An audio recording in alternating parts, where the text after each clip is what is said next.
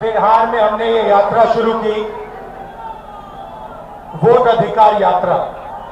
थोड़ा सा मैं आपको बताना चाहता हूं कि ये यात्रा हमने शुरू क्यों की। देखिए, काफी समय से लोगों को शक हो रहा है कि इलेक्शन में कोई ना कोई घपला है, कोई ना कोई कमी है। ये काफी सालों से लोगों को लग रहा है। वही काफी लोगों को लग रहा है कि कोई ना कोई कहीं ना कहीं चोरी कर रहा है। तो महाराष्ट्र में लोकसभा का चुनाव होता है और उसमें इंडिया गठबंधन जीतती है। 4 महीने बाद विधानसभा का चुनाव होता है और उसी महाराष्ट्र में बीजेपी का गठबंधन स्वीप करता है और हमारा गठबंधन दिखता ही नहीं है, गायब हो जाता है।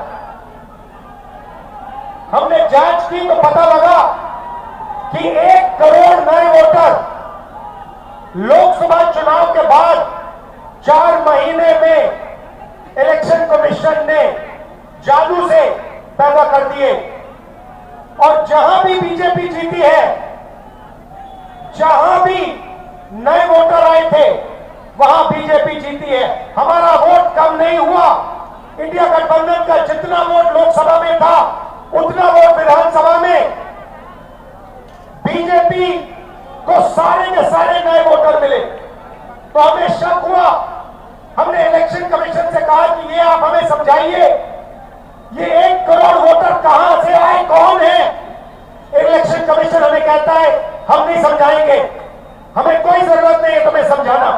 फिर हमने उनसे कहा कि देखिए, आपने सीसीटीवी लगा रखे हैं, कानून है कि सीसीटीवी, जो भी सीसीटीवी मांगेगा, जो भी पार्टी सीसीटीवी मांगेगी वो देना पड़ेगा। वो कहते हैं सीसीटीवी नहीं देंगे। फिर हमने कहा देखिए, वोटर लिस्ट दीजिए, हमें बताइए, हमें पता लगाना है ये कौन है। कहते हैं इलेक्ट्रॉनिक वोटर लिस्ट नहीं देंगे। फिर हमने कहा कि हम थोड़ी गहराई से पता लगाते हैं। कर्नाटक में हमने एक लोकसभा चुनी, बेंगलोर सेंट्रल लोकसभा, और वहां पे एक विधानसभा में हमने वोटर लिस्ट को, जो कागज की वोटर लिस्ट होती है, 7 फुट कागज, उसको हमने एक एक करके छाट छाट कर 4 महीने लगे। हमने एक वोटर का चेहरा दूसरे चेहरे से मिलाया, एक वोटर का एड्रेस दूसरे वोटर से, और हमने पता लगाया, सच्चाई निकाली। भाइयों बहनों, बेंगलोर सेंट्रल का जो चुनाव हुआ, बेंगलोर सेंट्रल में जो लोकसभा का चुनाव हुआ, वो चोरी का चुनाव था। इलेक्शन कमीशन और बीजेपी ने मिलकर बेंगलोर सेंट्रल में चोरी करी है। मैं आपको ये गारंटी देके कह रहा हूं, मेरा प्रेस कॉन्फ्रेंस देख लीजिए, उधर लिस्ट बनी हुई है, डुप्लीकेट वोटर फॉर्म 6 में अलग अलग एड्रेस, एक छोटे से घर में 50 अलग अलग वोटर, गलत एड्रेस 0।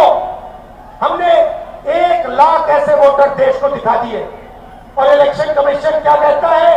इलेक्शन कमीशन मुझे कहता है आप एफिडेविट दीजिए, मुझसे एफिडेविट मांगता है, मगर जब अनुराग ठाकुर वही बात कहता है जो मैं कह रहा हूं, उससे एफिडेविट नहीं मांगता है।